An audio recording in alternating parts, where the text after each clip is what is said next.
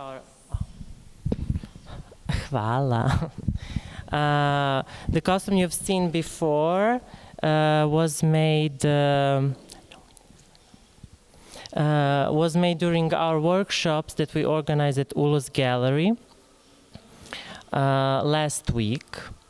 And I am really happy that I see these familiar faces. Of course, someone of you in the audience, but also the speakers tonight. So I want to present all of them. First of all, Eddy Ekete, artist, visual artist, educator, and activist from Democratic Republic of Congo.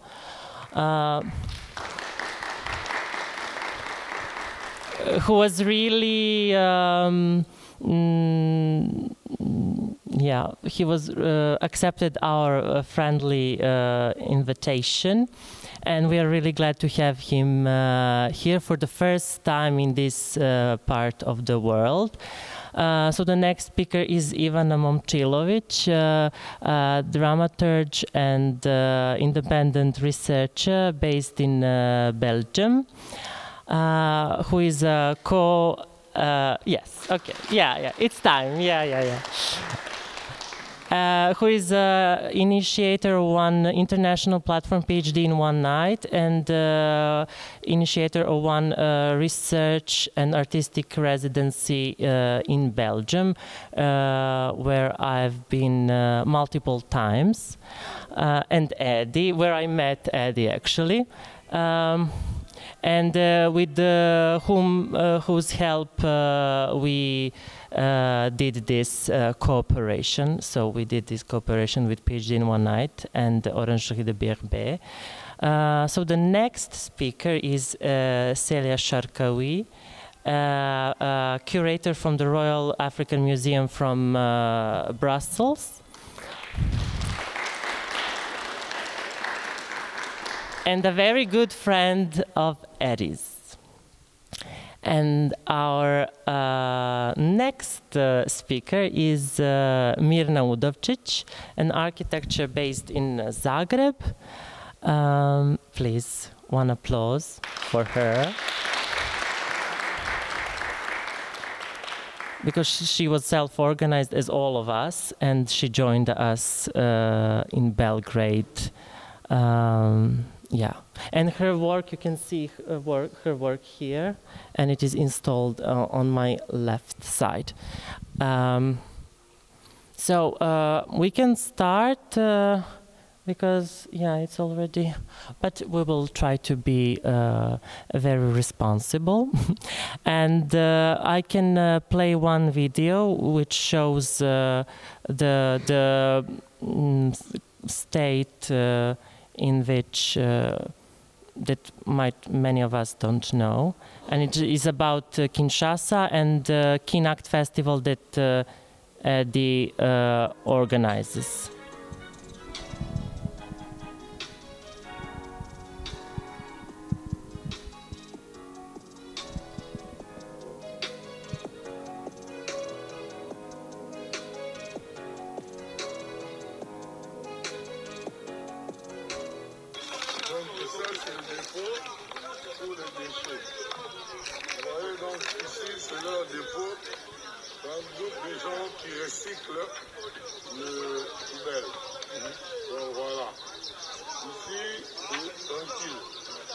Donc vous venez ramasser, vous aussi. On ramasse, on nettoie, on recycle, après on crée des costumes avec.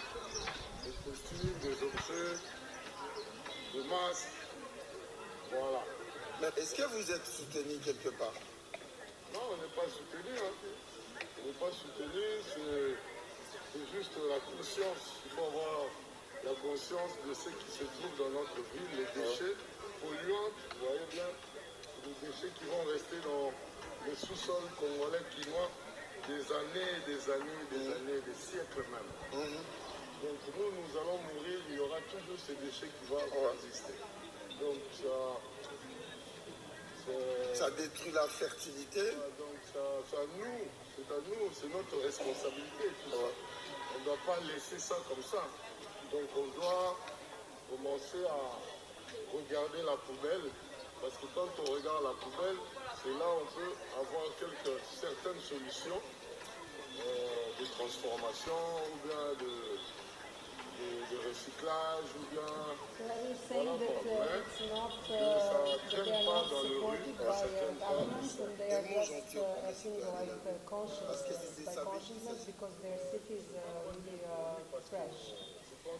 Surrounded by trash and it's complete trash. Just the dominant sector.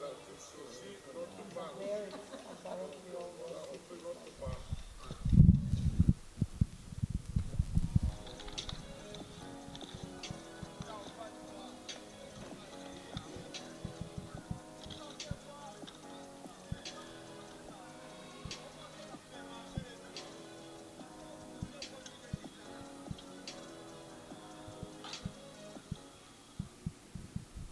Okay, that was one video, and I will show one very short video.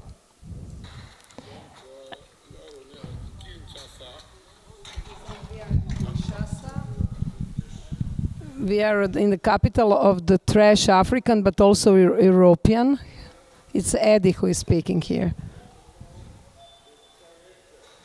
So the people are collecting the cans.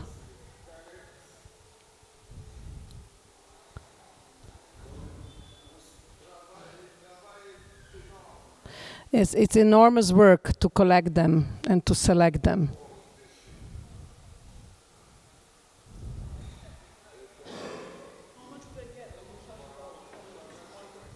You will ask him, yeah.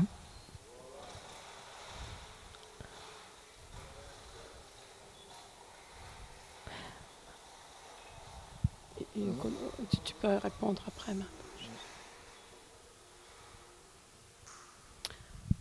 Ok.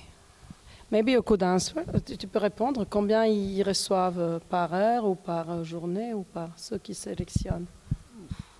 On ne sait pas parce que c'est des groupes de gens qui vont un peu partout dans la ville. Ils ramassent et là c'est un peu leur centre où ils déposent tout pour après trier, mettre en état et revendre.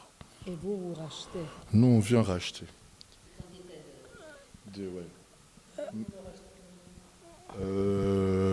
Par exemple le gros sac là, $20. $20 velika ta vreća, ali to oni otkupljuju. Pour nous, c'est des marginaux. Les gens qui font ça, c'est des marginaux. C'est vraiment des gens qui sont rejetés dans la société. Mais c'est eux qui font ce travail. Donc ça veut dire si eux ils sont pas là, la ville, il y aura des poubelles partout. Voilà. Mais eux, ils prennent ça pour vivre avec. Donc quelque part, il y a un échange avec eux. Kaže da nema tih ljudi, to su baš marginalne grupe koje su potpuno odbačene i marginalizovane i oni zapravo skupljaju, ovo je njihov centar u kome oni skupljaju taj otpad i onda ga selekcioniš i onda oni otkupljuju od njih neke sad pakete, ali kaže da nema njih, tek bi grad izgledao, bio bi potpuno u smeću, jer je to utisak svi koji odlaze u Kinshasu, kaže da je to grad smeća. Continue après. Oui. Thank you.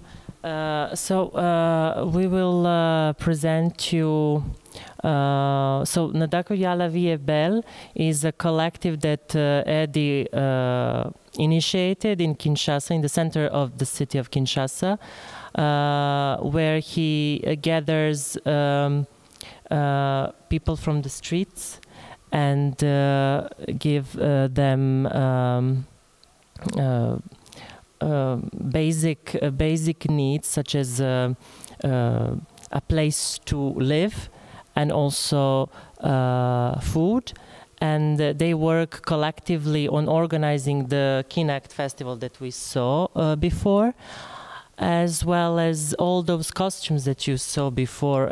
They were made collectively. and Eddy made them with his friends from Ndaku, Belle. And after that, they feel empowered to continue working on artistic field, in making different costumes, but also other arts that can be considered as visual arts. And we can see many names, some of them, who contributed to this center, which is really very important for the community in Kinshasa, because I mean, we saw in what conditions they live. And this is a really important initiative that was the idea of Eddy.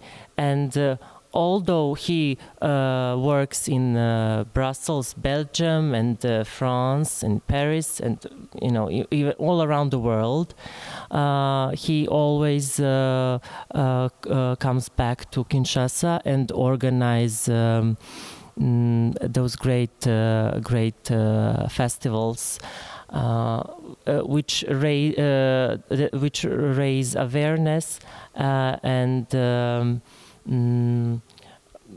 brings people together, but also start rethinking collectively the environment, but also conditions under which they live. So I can start screen, but also Eddy can continue. So it would be really nice to hear more about the practice, and because this is a really special gathering, and also So Eddy can speak more about these.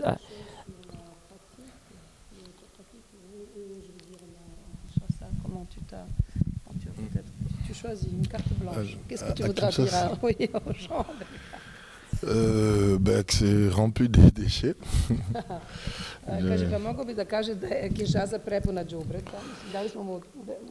Bon, au fait, c'est une ville remplie de déchets où tout le monde est propre. Tout le monde est bien sapé. C'est un peu le contraste. Et tu as aussi tous les gouvernements, tous les présidents, tous les ministres qui sont aussi sur cette poubelle. Et donc c'était ça, mon travail, c'était un peu questionner un peu toute cette population qui vivent dans ces déchets et qui disent qu'ils sont propres. So his work was, because Dan asked me to continue in English, I suppose there are some people here. Why we have to continue in English? The people from Estonia raise their hand. Okay, we have guests, so, okay. So he said that he wanted to question this contrast between how it's possible that one city is completely surrounded by trash, and then the people are saying we are very clean, but they are also paying attention on their everyday hygienic conditions. So this is his work started there. Je peux traduire. C'est quoi le travail? Oui, bon, mon travail, il est vraiment sur le regard de la ville. Donc, je viens de Strasbourg, une ville qui est très propre. Et quand je pars au Congo, j'ai vu la différence. Alors, je voulais montrer ça aux artistes parce qu'il y a le Congo, c'est quand même le pays africain qui avait déjà une école de beaux-arts depuis les années 40. Donc ça veut dire nous produisions chaque année des artistes, mais les artistes sont toujours dans la même route, galerie, les collectionneurs, et ils font toujours les œuvres classiques. Alors moi, quand j'ai vu, je voulais vraiment questionner ou même choquer les gens, parce que c'est quand même des déchets que nous on porte dans notre corps. Et donc ça, les gens ils disent vous portez les déchets, vous pouvez être malade. C'est vrai que vous sensibilisez les gens, mais vous-même, vous pouvez être malade. Or que nous, on ne tombe pas malade parce qu'on sait comment on se protège avec tous ces déchets. Donc voilà. So he was studying also in Strasbourg, Beaux-Arts, but he made his secondary artistic school in Kinshasa, and he said, when always I returned from Strasbourg to Kinshasa, I saw the difference between one extremely clean Alsatian in Alsace city in France, and then returning to Kinshasa, it was my purpose was really to question this dynamic between one city which has fine arts studies since 40s, but everyone is producing very classical art. This network of collectioners, galleries, and his work was really, he wanted to go out from this frame, and he wanted really to go to the street and see what's happening in the streets, and then also to question this dynamics of how they are all having this trash in them, because they are surrounded by trash, but they are very rarely sick. So because they have all these kind of protections, how to be in this trash and then survive. So all these phenomena Eddy wanted to really question in his work. Qu'est-ce que d'autre? Ok, est-ce que c'est ça? Možemo posle da ga pitaju publika. And then pour le public, on peut laisser quelques questions. Ça va? Toi, tu veux dire encore quelque chose par rapport à Belle? Je voulais dire que la ville, il y a 17 millions d'habitants. 17 millions, oui. Et il y a aucun service pour enlever les déchets. Donc, vous voyez, vous imaginez, donc nous vivons, les enfants, tout le monde vit avec les déchets. Ça devient comme nos animaux domestiques. So he's saying something very shocking, that there is a 17 million of inhabitants in Kinshasa and there is no public service of recuperation of trash. So he said, could you imagine this kind of life? So, but this is crazy. Hein? Et puis, toutes ces poubelles, elles ne sont pas produites au Congo. Ça vient de toute l'Europe. Et nous, on n'a pas des... Dans le côte, on n'a pas des côtes. On a le côte, au fait, c'est l'océan ou la mer. Ouais, le côte. Donc nous, on n'a pas. Mais par exemple, le Sénégal, le Guinée, tous les pays qui sont dans le côte, et là, c'est vraiment des tonnes et des milliards de tonnes de déchets qui viennent de l'Europe.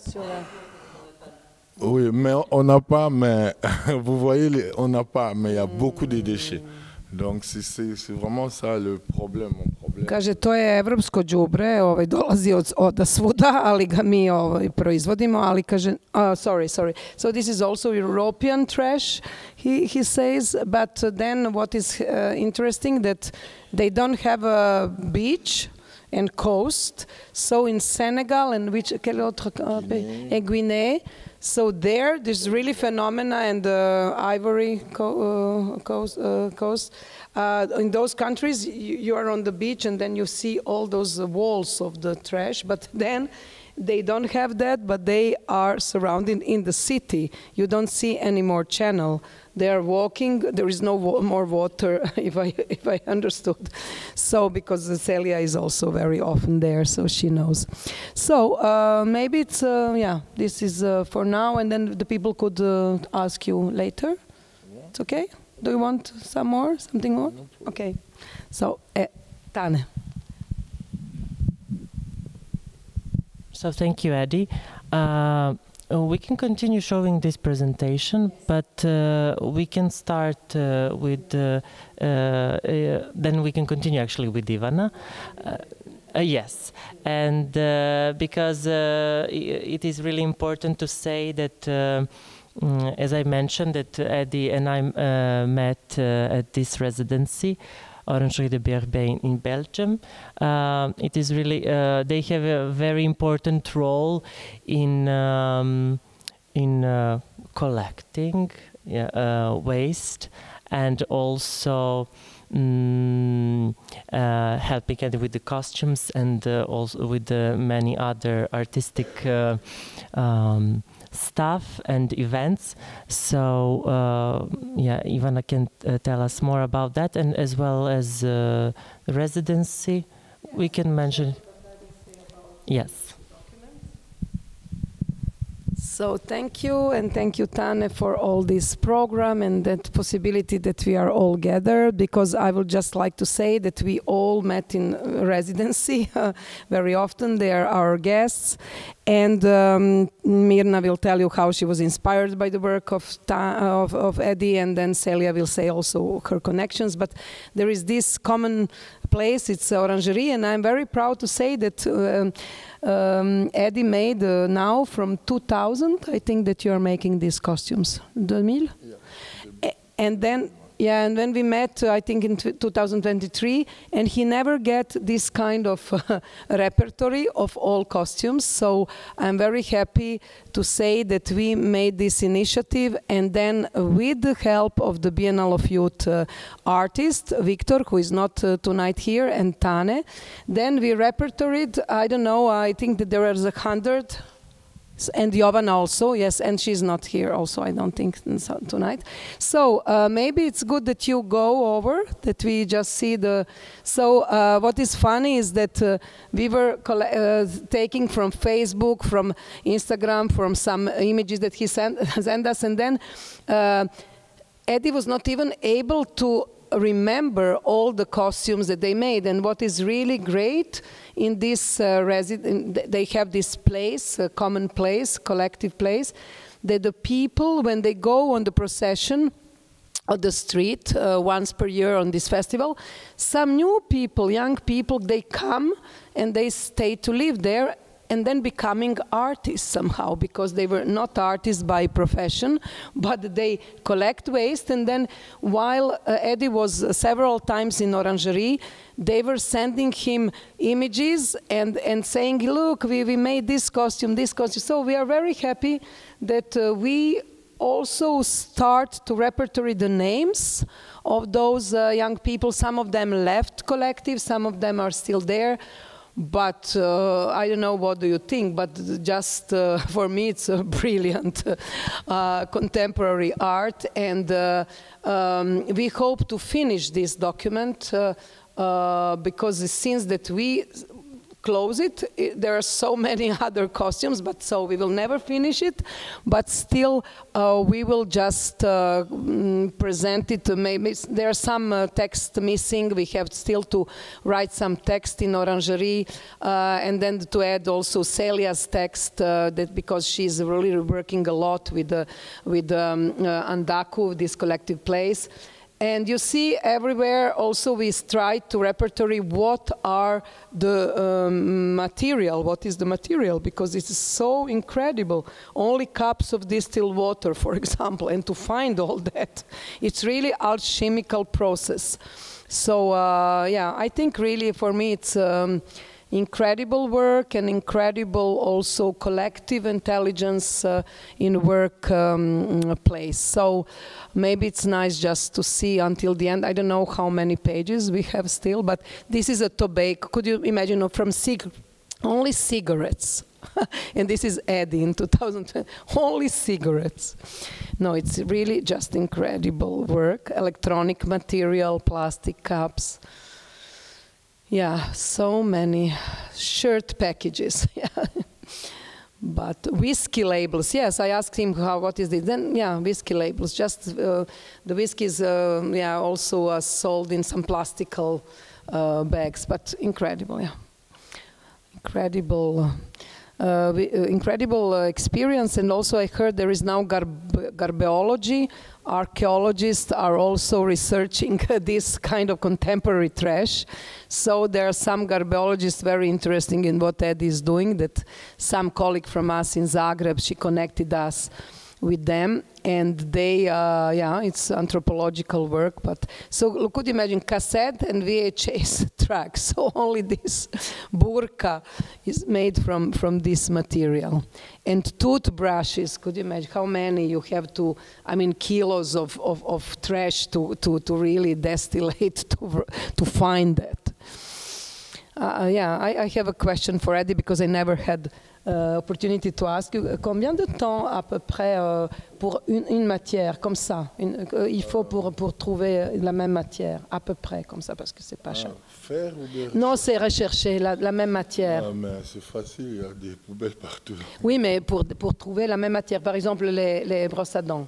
Bon, les brosses à dents, c'est difficile parce que oui. on va chercher dans toutes les poubelles. Mais c'est ça que je pense. Mais en fait, l'idée, ça vient quand tu vois un déchet par terre. Et là, l'idée, il vient de commencer à récolter le même déchet. Oui.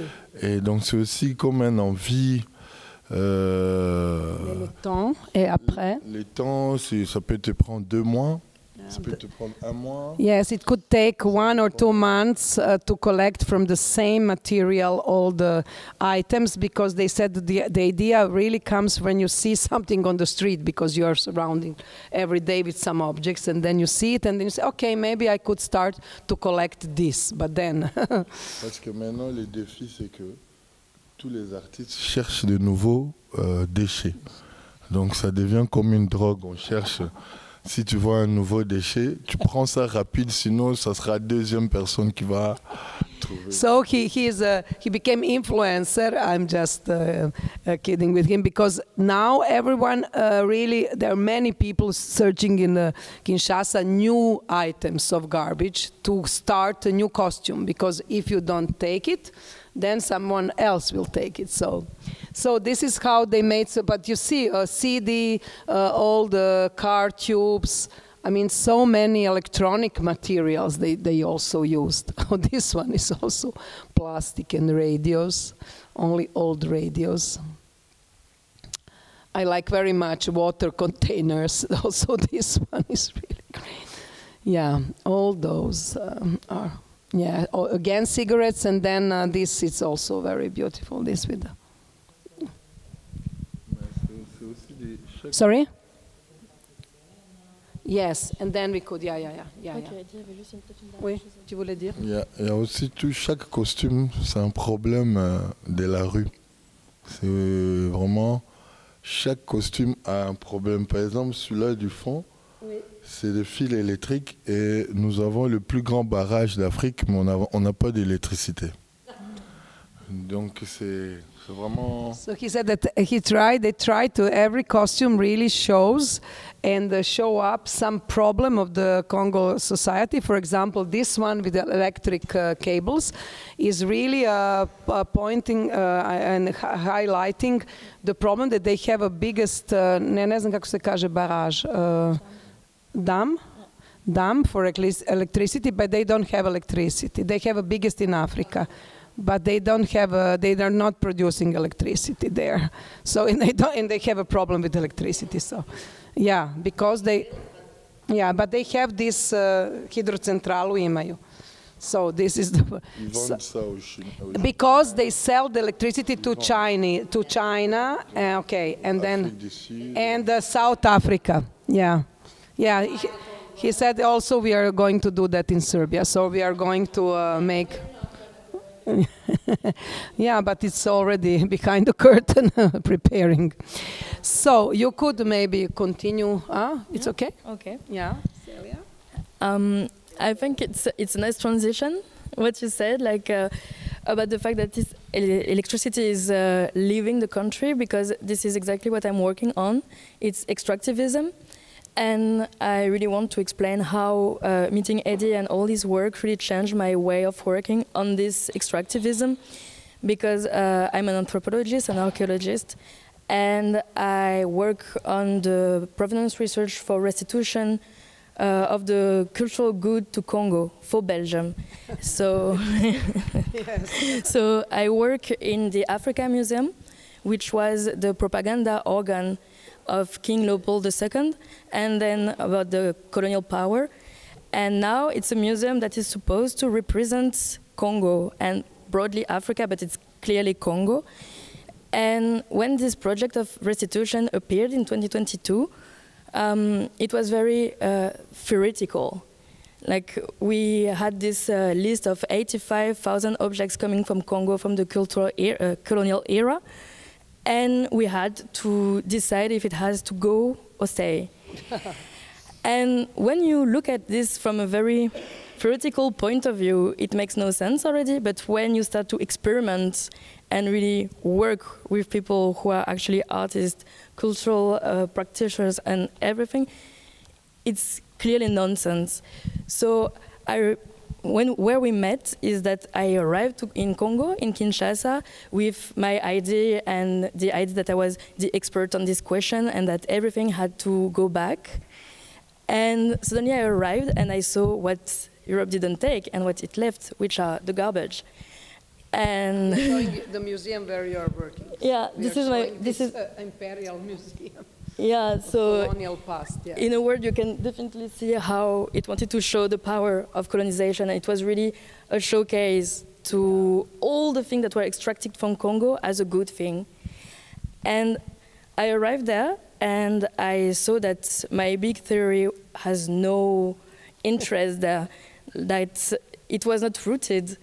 And I met the collective Ndaku Belle, and I saw how they were working, and I saw that it was an anthropological work, because people there are looking at their environment in an artistical way, and they restitute it with these costumes. And in this way, I really started to question my way of working, because I was producing knowledge that I was taking from Congo, putting on paper, but they were producing knowledge that they were just showing in the streets. So where is the equality in there? And I decided to redo entirely the project and to root it in the civil society and the communities, and to start to work with the artists to make the question live in the country, to at least in Kinshasa, and also to inspire myself from the way they were working, but also with a counterpart. So we don't try to extract knowledge, we try to create it together. And the way to create knowledge together is to build new narratives, because we came from a colonial narrative to an expertise narrative as anthropological experts, but now we are beyond that. We try to create narratives that are rooted from the people, so from the streets, and Eddy developed this very big expertise of this. So to create those new narratives that you can use the word decolonial, whatever, they are just rooted narratives from the people. And now we are trying to return the law, not how as it was for the restitution, but to really try to include communities. And I have to say that for me it was a very big lesson that today the researchers that work from imperialist powers with colonized people, they can't do it without the artists, and they can't do it in the institutions. It has to be out of the institutions, and I think it's quite a big lesson also, and a big modesty lesson, to think that we don't have to reinvent the wheel, and we just have to just root the experience and find a way to make it happen with the people and by the people. So I think it was a nice meeting of practices, and for me it was also a nice way to discover a new way of doing research, which is a practical research and not a theoretical paper research. And yeah, I think that's kind of the big message in that. So now we are not okay, him and me, about restitution and how it has to be done. But you're not agreeing? No, we don't agree. Great. But we still work in a way that it will be done mostly by Congolese people.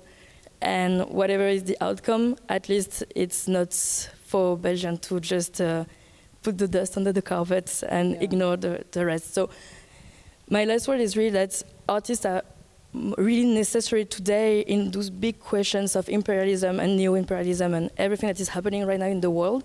It doesn't have to stay in the hand of the researchers. It has to be really a big work with the artists, and they're the only one who can turn the head of the researchers and really make them more ethical.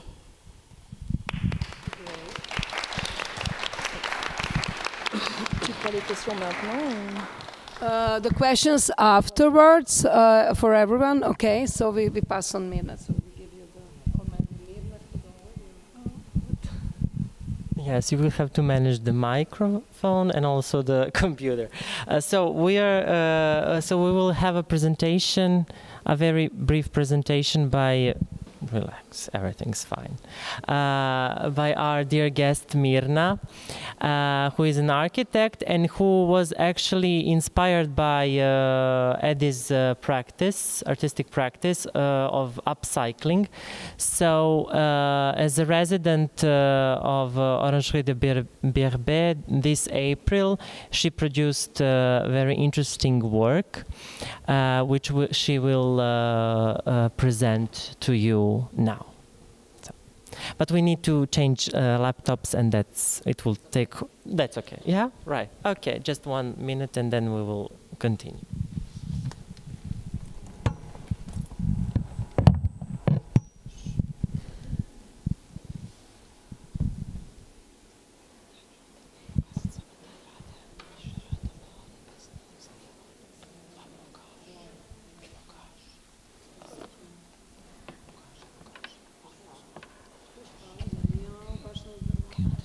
A nema, molim vas. Ja, mislim, razumem vas, ali...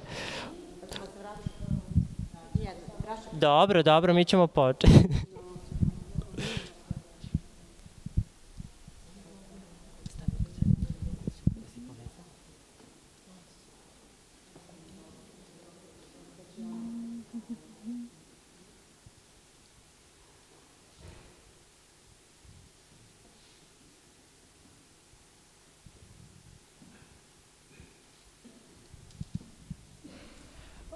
Okay, I made a presentation showing 3 works, but they are very connected. So I will start with this work, Atlas of Gardens, which has to do with recycled culture and recycling all the materials from apartment interiors. So these are the gardens in Dubrava. So you can connect this this drawing with this image just to show this. This is a chance to show the context. Just a second. Okay. There are some images where you can see how many recycled objects there are, and this whole labyrinth structure of gardens, which have much to do with permaculture. This is also recycling. Everything is recycled from wooden pallets. Okay. This is also a way to deal with leftover bricks from construction sites, because you can use this to fill the holes in the road. So here you can see a beautiful carpet, but for some reason it is in the garden. All those tool sheds. All those, there is a team of fences, so there are some recycled fences from construction site, but they are now used as fences between little garden plots. Yes, leftovers. Office chair, for everything is used to have a chance to sit. This is like this is a house in a greenery. This is protection against rain. This is also, you can see this. This used to be a bathtub, but now it is composting. People are very passionate about rain harvesting, so you can see all this, bathtub and all the barrels for collecting rainwater. More about bottles, because everything here is has something to do with bottles, and here we can see this rainwater management on the left, and this right bottle turns around, so it is using for, I don't know, for scaring the birds. This maybe you can this seating. It is usually used in medical centers, but somebody just took it here. And yeah, this is also a combination of materials like construction site materials, and here we can see some shoes for walking in gardens. The biodiversity there is really big. I saw pheasants walking around, and everything is full of birds and animals. This is also like very I don't know, this is not a safe bridge, but still people use it for you know, the 10-20 years it's still there. And this is also the next step of my project. This is a 3D in the same color code with this drawing. It shows the biodiversity starting from the city neighborhood. This is a model. It is 2 meters long. I try to show all the layers of trees, of bushes, layers of buildings. These are the gardens. We see cats, some social areas, cars, some canopies. Yeah, there are some ducks. People go on walk with dogs. Here we can see these herons, and it somehow goes and disappears in vast area of neglected farmlands. The second thing, I will be quick. This is for people from Estonia, because this is one competition work for Tallinn Architecture Biennale, and the site plan was one big neighborhood of Lagna, Lasnamai, that was Soviet socialism, and we just took all the cars from the streets, and the streets started to be food production sites, and all these lamps you can see are have hacked light bulbs, so they turned light pollution into light fertilization. I mean, this is very conceptual project. So these colorful colors, they show all the parking area in this zone, which are put in the main garage, which serves as a bridge between two houses of this neighborhood. This is this big garage social center. And here we proposed another way of dealing with waste, which is not to put waste in a container through one hole, but to make this container as one room, so people can enter there, see trash, and maybe take something with them, and to enforce this, to make this. To make it in a space of socialization, and to give the trash and leftover materials another chance. And street becomes a social space. And my last project, Illegal Gardens, it is made in during my residence in Orangeries de Bierbais, and you can see here bottles.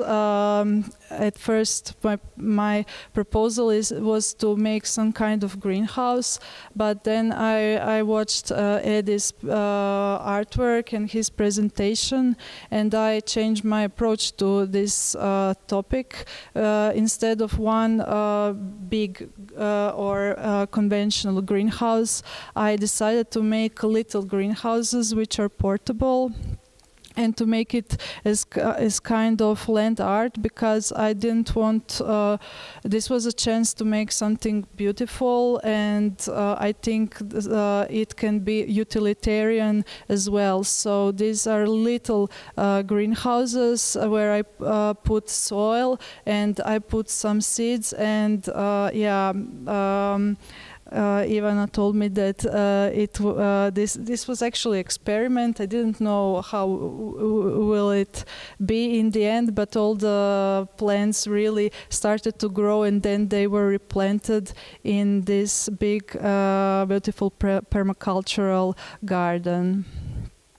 So these are all the possibilities, and this is my process, and I wanted to keep it simple, so so these greenhouses can be made by anyone with who has access to simple office tools like scissors. Little sprout, I was so happy to see it. And yeah, I sorted this garbage. We called it International Center for Contemporary Garbage, European branch Bierbais, but main office is in Kinshasa.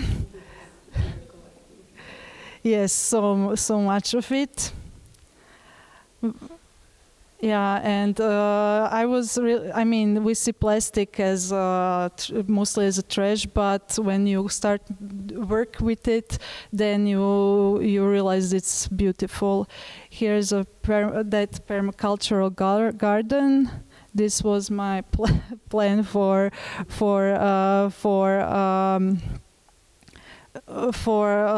some sectors, to put some plants to make a plan. This is also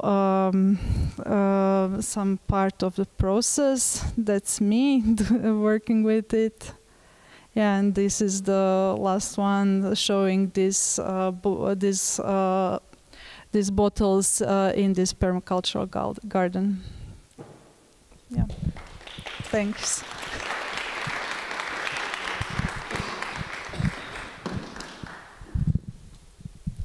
Thank you all. So now we can open. We are asking for more questions. So if you have, please, you can ask anybody of us. I mean, especially Mirna, Eddy, Célia, or Ivana. So, and I will manage. Are there any questions? Thanks. Maybe it's more first a comment, because also when I was talking a little bit with Eddy last evening and about his concept for the performance, he just said that he realized, he saw the reality in Serbia in the way that students managed to wash the Serbian flag. And I also wrote an article about the situation in Serbia in March, starting exactly with the same perception. And he's as someone who's not the local, who is he's visiting Serbia, and I also got this perception as someone who was just observing the situation from abroad. And then like the question of flag is in general very hard, difficult, especially about when it comes to our flag, but still I think it's a bit washed at something. We can still a little bit use it, I guess. Thanks for that. And the question is, how is it possible that that Kinshasa doesn't have this service for waste disposal? How can that be? Thanks.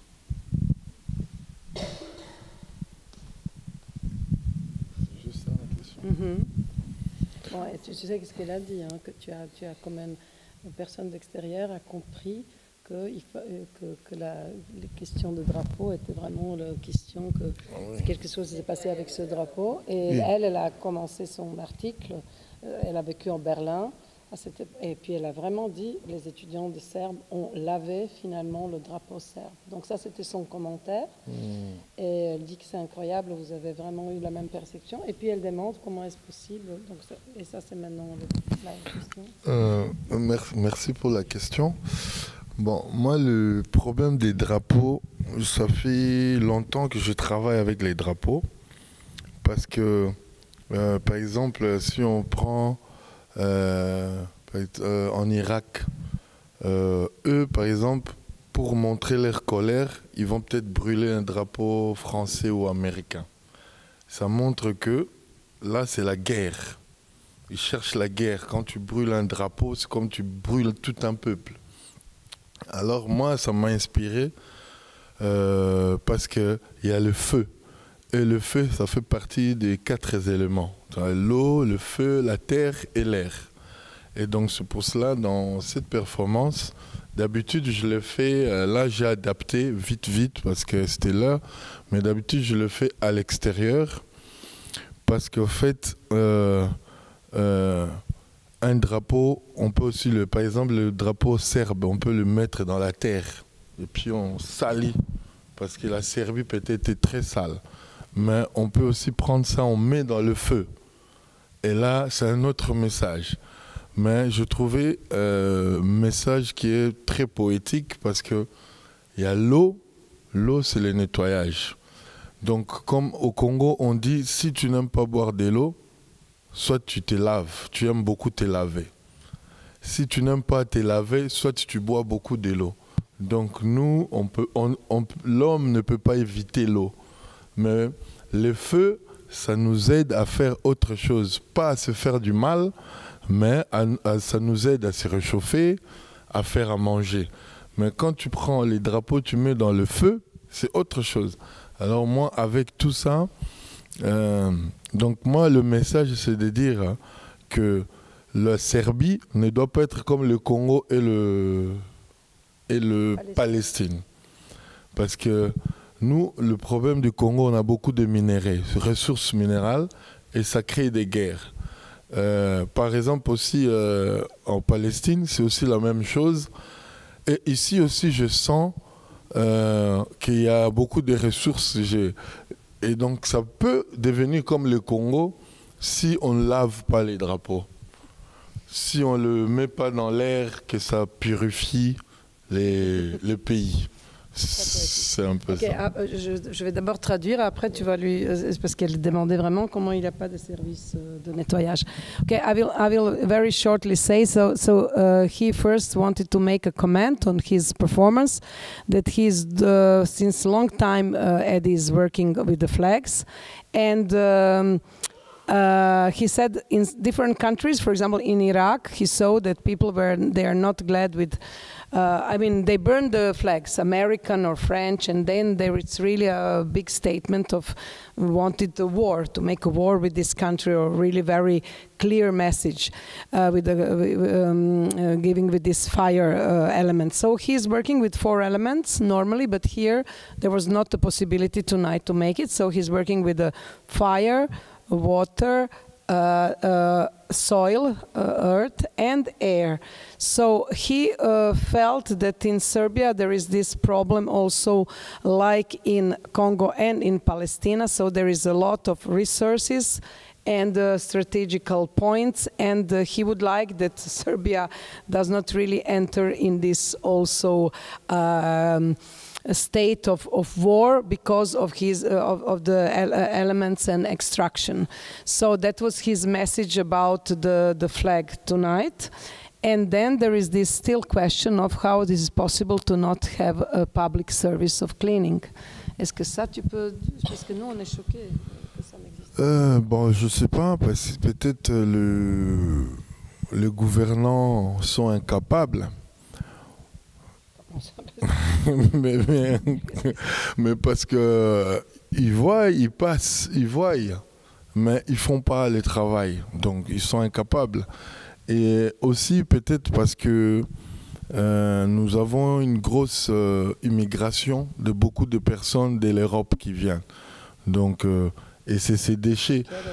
Tu veux dire de déchets. Les déchets, c'est pas le Congolais simple qui achète tous ces produits de l'Europe. C'est aussi la présence des Européens qui sont sur place, que tous ces produits viennent. Les Congolais, ils ont, je ne sais pas, vous avez vu la différence des costumes. Il y a aussi des costumes que nous faisons, des biodégradables. Donc c'est des... Non, pas des cigarettes, les costumes naturels, avec les noix de coco, ou bien les racines, ou bien les écorces des arbres. Ça, c'est aussi pour montrer que l'Africain est plutôt ça. Il est très naturel. Et les déchets qui viennent de l'Europe sont des déchets pas naturels, très polluants. Et donc c'est un peu ça. Mais pour répondre à ta question, donc le politique, le gouvernant, ils sont incapables de gérer ça. Parce que même en Europe, c'est très difficile à gérer ça. Et je ne vois pas en Afrique comment... Tu dis que c'est très corrompu aussi. Oui, c'est tout ça, c'est le système de la corruption. Mais on enlève les déchets là où il y a des riches, là où il y a... On enlève tous les déchets et on jette ça.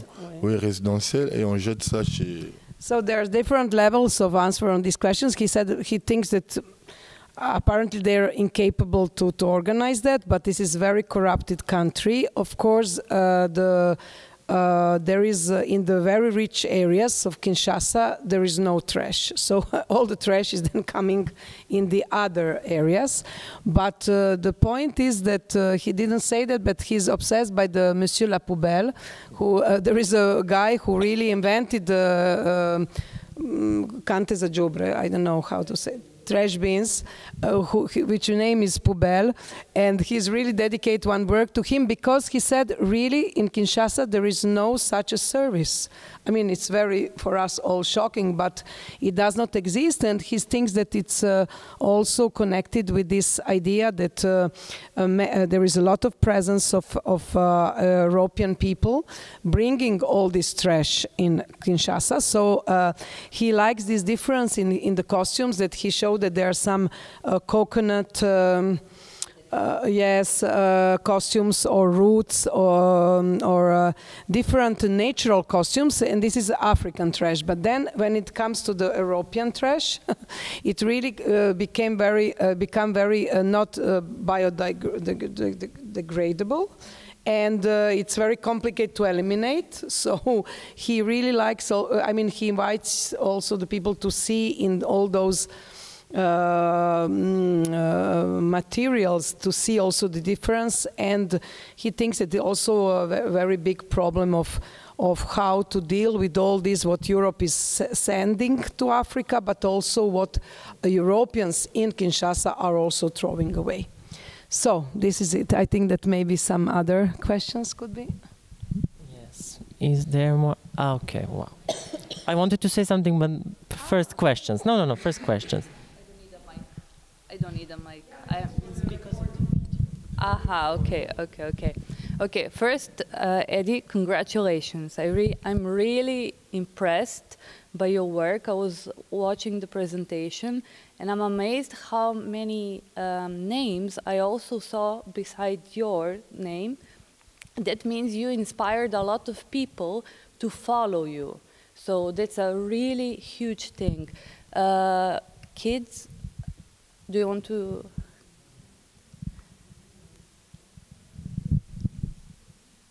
Yeah. So my question is, when was the first time you made a costume? Why did you make a costume and not a sculpture?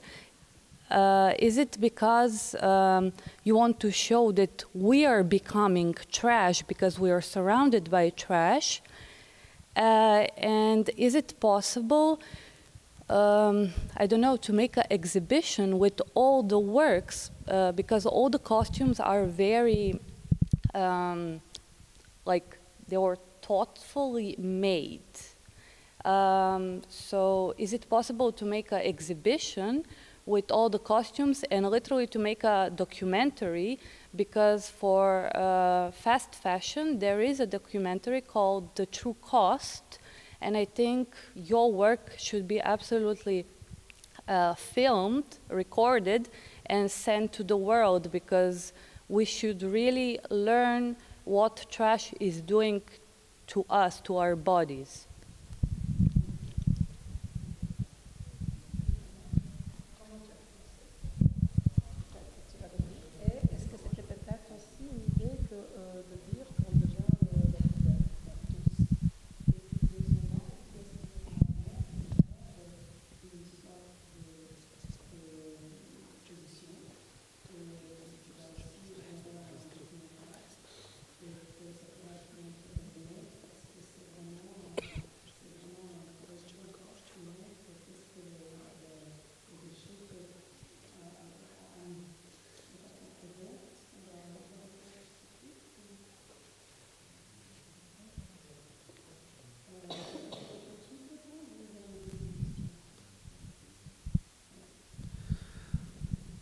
Good evening.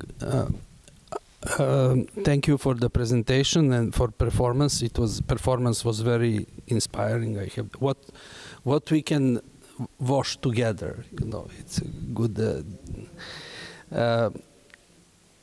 Anyway, I was thinking, and I was asked, since I do some tours in Belgrade, and people from abroad ask why, for example, buildings are not, modernist buildings are not maintained good enough. And I was thinking, and then I realized if there was a possibility to invite people here from very, very, very poor, so poor countries doesn't exist, in fact, that could work for 100 euros per month, then it would be clean. So, yeah, okay. So I want to say that the precondition for a beautiful museum in Belgium to be clean and to be so impressive is rubbish and dirt in semi-peripheries. This is one connected system. So there is no clean Europe, central cities of Europe, without dirt in Africa or badly maintaining system. Here, I wanted to read. Okay.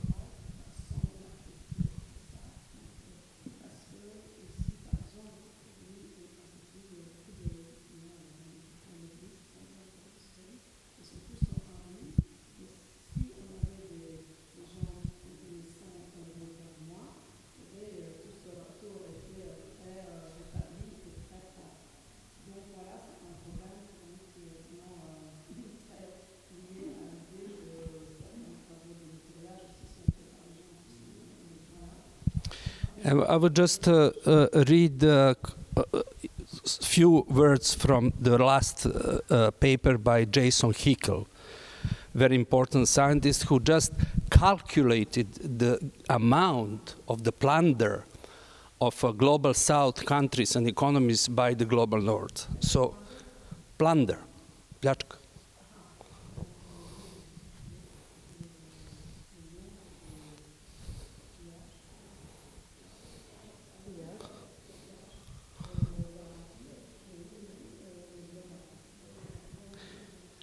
So it's 12 billion tons of embodied raw material equivalents, 822 million hectares of embodied land, 21 hexajoules of embodied energy, and 188 million person years of embodied labor. Worth, ne može da prevede.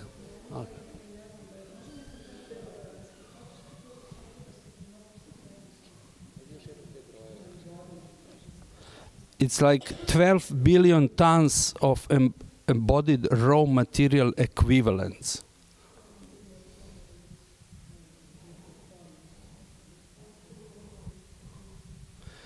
$822 million hectares of embodied land. He says embodied because he counts through ecological damage and profit, both.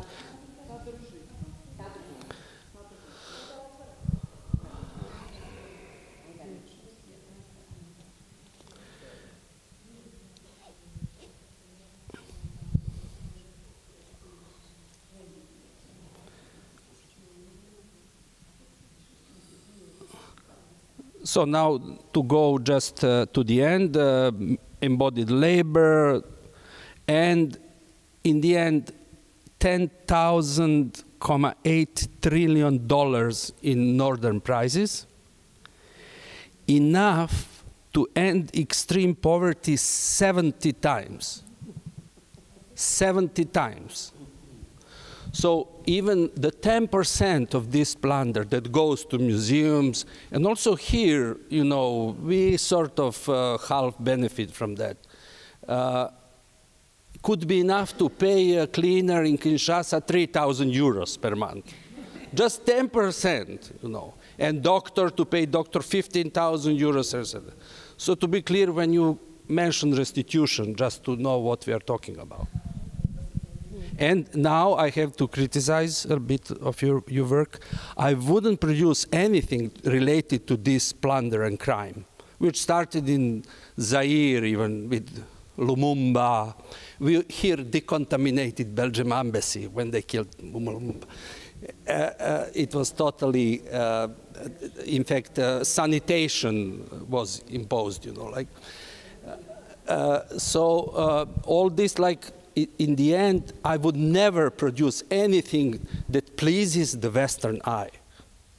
And these costumes are cheerful for the Western eye. I would produce something that would shock custodian from any colonial museum. Even if they are aware, which I believe they are. I mean, no one chooses the place where you will get born. But now, because of Palestine and Ukraine and all this what is happening, it's a high time to stop to produce things that meet the pleasure of Western eye. We are also Western here. I don't exclude us, you know, but maybe it's easier to observe that from this semi-peripheral position.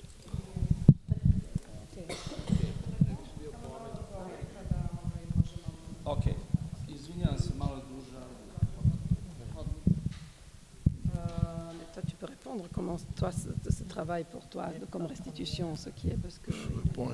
Alors, le premier, c'était Yana. Bon, merci Yana. Comment j'ai commencé? C'était par l'observation. Parce que moi, j'observe beaucoup mon environnement. Et j'ai passé à vélo, j'ai vu c'était à Strasbourg. La première fois que j'ai eu cette conscience, c'est que j'ai fait 13 ans à Strasbourg, j'avais jamais vu les déchets comme j'ai vu ce jour-là. Je passais, je vois à côté de canal, il y avait beaucoup de canettes. Mais je me suis dit, qui a jeté ça? Et c'est à partir de ça, je suis parti dans mon atelier, j'ai pris le canette, c'était que des canettes. Mais je ne savais pas quoi faire avec. Parce que le canette, c'est compliqué à travailler, c'est de l'aluminium, la soudure, c'est difficile, c'est compliqué. Et donc, je réfléchis à des costumes traditionnels africains. Et c'est ça qui m'a donné envie maintenant de continuer parce que... Et aussi au Congo, on a perdu la culture du masque. Comme il y a au Togo, ou bien au Nigeria, ou bien au Ghana. Et nous, on n'a pas. On a perdu cette culture parce que le Congo embrasse toutes les cultures du monde. Et donc la vraie culture du Congo est un peu disparue. Donc quand j'ai vu ça, je voulais reprendre nos costumes. Et donc ça c'est le costume que j'ai fait, c'est le costume de statue en clou. C'est une statue, on va dire, traditionnelle, mais dans ces statues, le rapport avec le canette, c'est qu'il y a la salive. Et dans cette statue, à l'époque, c'était la police. Quand tu as un problème dans la société, tu vas chez cette statue, tu expliques à la statue, et puis on te donne un clou, tu lèches, après tu tapes un coup. Et là, tes problèmes sont résolus. C'est ça qui a inspiré la police. Et donc moi, avec les canettes, c'est la même chose, mais c'est plutôt récolter toute l'alcoolisme de la ville. Et comme il y a aussi des salives, donc pour moi, c'est aussi un travail des ADN qu'il y a dans les déchets. C'est aussi, comme on dit, de l'anthropologie des poubelles. C'est savoir, dans ces quartiers... Et les gens boivent beaucoup. Les gens boivent beaucoup. Oui. Et dans ces quartiers, les gens consomment beaucoup. C'est un peu ça. Et donc, à partir de ça, j'ai conçu ces costumes. Mais ça, c'est en Europe. Quand je suis venu au Congo, J'ai dit, mais waouh, ici c'est le terrain vraiment pour exploiter ça. Parce qu'en Europe, tu dois chercher les poubelles. Mais à Kinshasa, les poubelles sont là. Et donc à partir de Strasbourg, je suis venu à Kinshasa, j'ai vu ça, j'ai dit, bon, il faut faire quelque chose. Mais comme je suis seul, je ne peux pas tout faire. Donc j'ai fait des workshops avec des étudiants, des artistes, des jeunes, pour que chacun se réapproprie d'un déchet.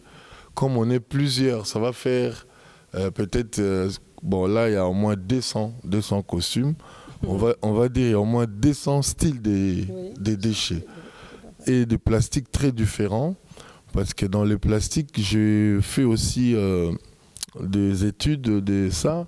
En fait ça vient du pétrole, mais chaque plastique a sa couleur et aussi son taux de plasticité. Et il y a d'autres plastiques qui sont épais, donc à partir de ça, j'essaie d'éliminer les plastiques. Okay, ouais. Je vais déjà.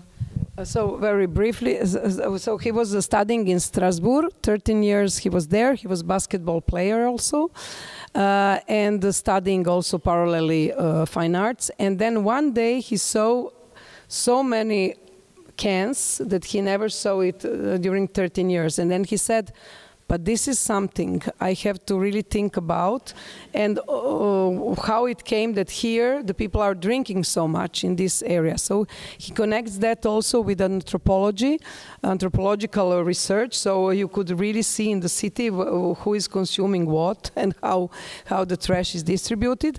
And then he started to also, when he returned from Strasbourg, France to Kinshasa, then he saw that this is the place to make all those, all these possible sculptures. And also his work was very inspired by, of course, African tradition, which is not now at all in fashion in Congo, because they are really lost this traditional idea of masks, which are or costumes, which are very present still in Togo, in Ghana, Cameroon, Nigeria, but not in Benin, but not in Congo, because Congo, he said, it's very cosmopolitan and westernized country. So he was very inspired by this very mythological sculpture in Congo, made by the claws, exery, how you say, nails. When so the idea is, could you explain? Yeah, I can explain. The link with the traditional art is that in the society before colonialism, you had those statues that were social guardians. So they were made of wood, but when you had a problem with justice, some thief or whatever, you would take the statue in the center of the village and you would put a nail in it. And it can also be to ask for something. But the first thing that you would do before putting the nail in was to put it in your mouth. And it was with the saliva that after you would nail it, and if it stick, then the problem would be resolved or whatever. But if it fell, your request is not accepted. And he linked the nail to the cans, because you drink from the can and you put your saliva on it. So it was also a connection to masquerade, but also the form of the nkisi. Yeah. Et tu veux pas dire maintenant que tu voulais te couvrir le corps? Ah, please. This will be very first time that I had this, really, I asked him the same question and he answered me something else, but he will add that also tu veux que je le dise? Si tu sais, tu peux. Yeah, because he told me, he said that he was, as a basketball player, he didn't achieve through the years to say to the people that he is artist also, because it was very normal in very racistic Strasbourg that he is black, African, and what he's doing in this very white city, only basket and only sport. So he was thinking what I could do as art to cover all my body. And one day, with all this bicycle tour, with all these cans that he found, he said, okay, this is it. So I could cover my body. I could be anywhere, anyone. And for me, it's very important also this part of the answer, that it was really connected with his really real experience of the vision of him in this city. Et donc, elle a demandé, est-ce que tu es pour une exposition et tout ça, mais 200 costumes n'existent plus, donc c'est ça. Si, bah, si, on peut les, yeah, the costume could be all the time reproduced because some of them does not exist, but yes, it's a great idea to collect them all. This is why we also are starting to make all this repertory. Yeah.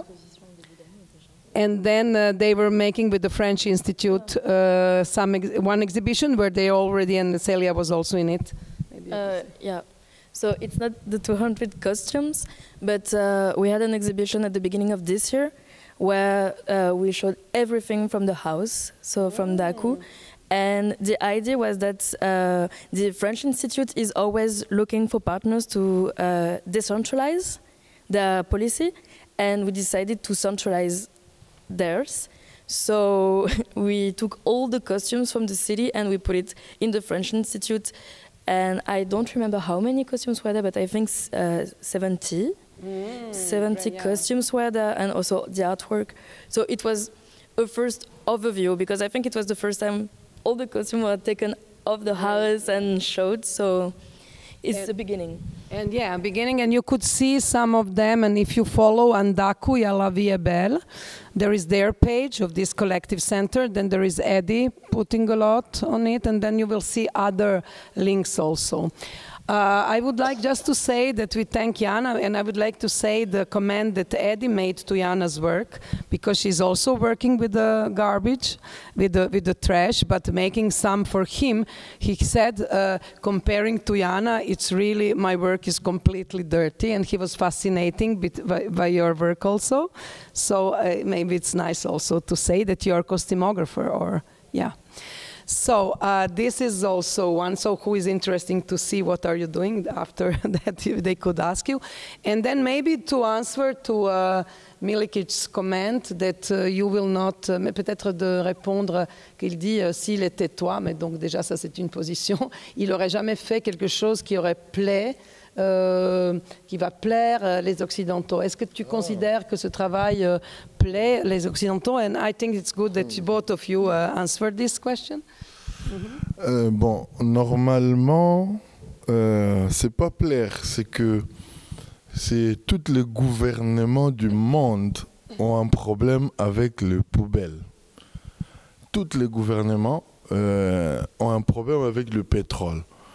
Et donc moi, ce que je voulais, c'était d'abord ça, comme tu as dit, de me cacher d'abord, parce que je me sentais mal de dire que je suis artiste à Strasbourg. Mais c'est aussi des possibilités, parce qu'il y a des gens qui fabriquent aussi des dalles avec du plastique.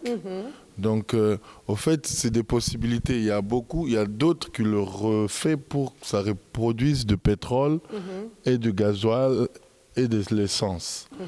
Bon, moi, étant qu'artiste, c'est aussi mon travail dans ces déchets, à part la sensibilisation, c'est aussi le statut de la sculpture qui n'a pas bougé depuis des millénaires.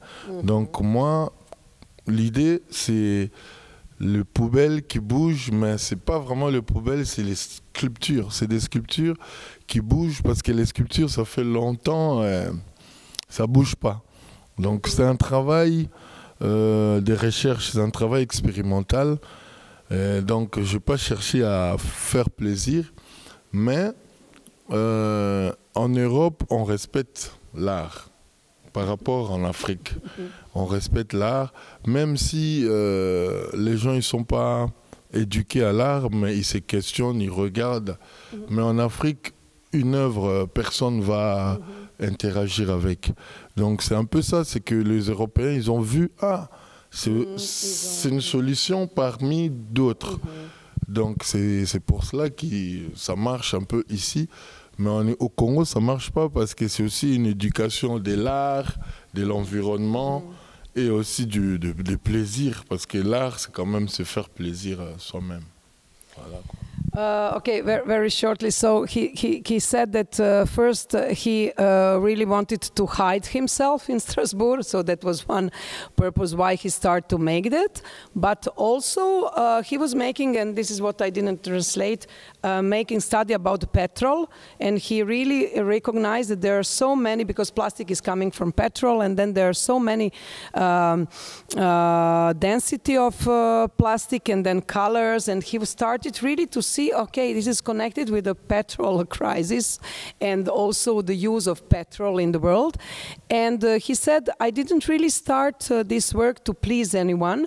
I just, my reflection was, first of all, very epidermic, very personal, but then also larger than it, I was thinking the status of sculpture didn't move for the centuries. So this idea that the sculpture is moving, and this is for me the most powerful performance that I ever saw. It was in Brussels. Eddy has this performance that he's completely covered by the bags of the trash, and in every city he goes to see what are the bags of the trash, which color, because it could change. And then really, when one man comes from the trash, and especially you understand that he's a Congo man in Brussels, that was for me the most powerful performance ever, because this trash was breathing. We were all shocked. We didn't know that there was a performance there. So he said, for me, I'm really working with this idea that the sculpture could really move, could really breathe, and that I'm also moving the status of sculpture with it, and then it's one solution amongst so many others that the people now recognized in Europe, that the people could really collect trash and do something with it. And he said that in Africa, unfortunately, no one recognized it as art. So in Europe, he had this chance that someone, there was, it's connected with what he was studying. He was studying art already in Kinshasa and also in Strasbourg. But in Congo, he said it's really a process now of education, of really education about art and pollution. So this is a long process for him. Maybe it's very shortly to end, it's how you see it, because you are in the Western world, and and how for you this art was when you discovered Eddy's art. Okay.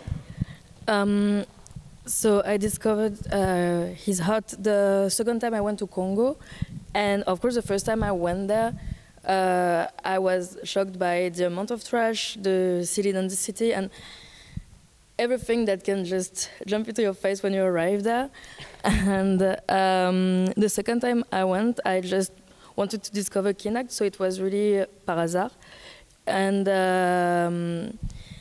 in fact, what is amazing is that now we are talking about art, but what I discovered the first time was not really the art part, but the educational part, because it was in the streets, and you had all those trash monsters walking in the streets, and people react. Like, I understand that it's pleasing for the Western eye, but if you see it as an educational tool, people are scared. You can see really like, they're scared. Women just running away, kids crying, and when they understand that it's just somebody underneath it, suddenly the message is bigger and bigger. And what amazed me now, because it's been 3 years in a row that I go there for Kinact, is that it always starts with fear, but then it becomes amusement, and it becomes a message. And what I like is that when you ask people in the street, like, okay, what do you understand from this? Just a guy walking in a suit of cans,